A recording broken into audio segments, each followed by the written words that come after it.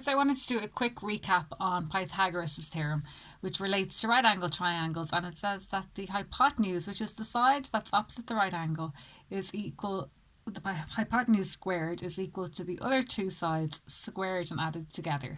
So the hypotenuse squared, so in this instance that would be 5 squared, is equal to the other two sides squared and added together. So 4 squared plus 3 squared.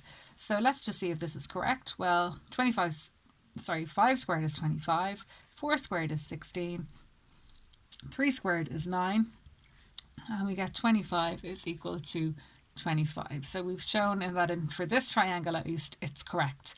So because we know this, we are now able to go ahead, given any two sides of a right angle triangle, and using Pythagoras' theorem up here, we can figure out what the unknown side is. So for example, if we were given the following right angle triangle where we have y, an unknown side here, and then if we had, let's say we had 8 and 6 here, we will be able to use Pythagoras' theorem to find out what y is equal to. So I'm going to do that as an example. So we know that A is equal to y in this case, B is equal to 6, and C is equal to 8. And our theorem says that A squared is equal to B squared plus C squared. So let's just substitute in our values.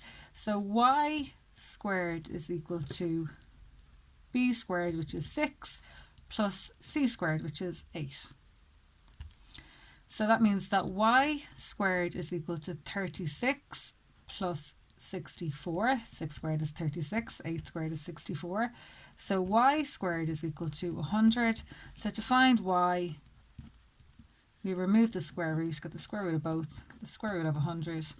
Y is equal to 10. Okay, so that side is equal to 10. So that's an example of how you would solve a problem with Pythagoras' theorem. If you want me to put up a few more slightly more difficult ones where we are looking for something other than the hypotenuse, let me know and I will make another video.